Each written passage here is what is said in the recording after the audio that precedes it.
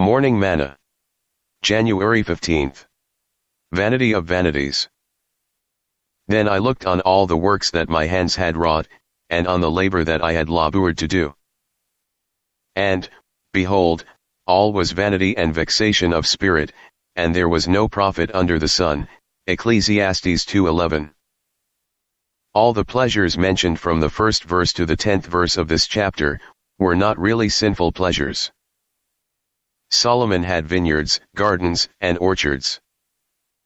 He had pools of water, he built many mansions, he had silver and gold, men singers and women singers, etc., etc.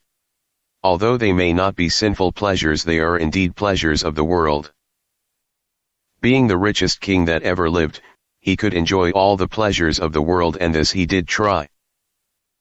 But at the end of his life, the statement he makes is that all these pleasures, in the end, only brought trouble to his spirit, vexation of spirit, and that his inner man was restless.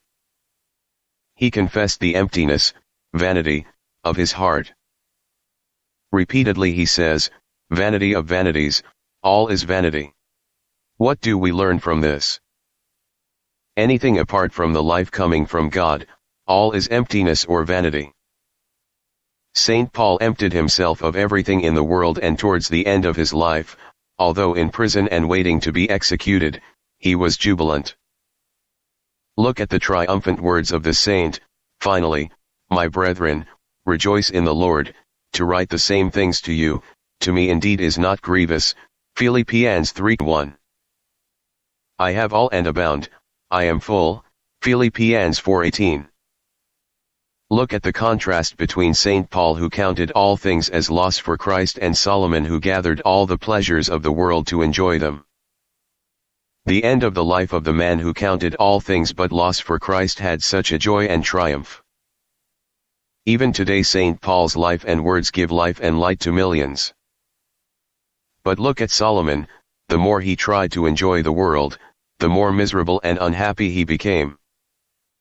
The psalmist says, "In thy presence is fullness of joy, at thy right hand are pleasures forevermore." Psalm 16:11. Dear child of God, the truth is that the more a person wants to enjoy this world, the more miserable and tormented he will be.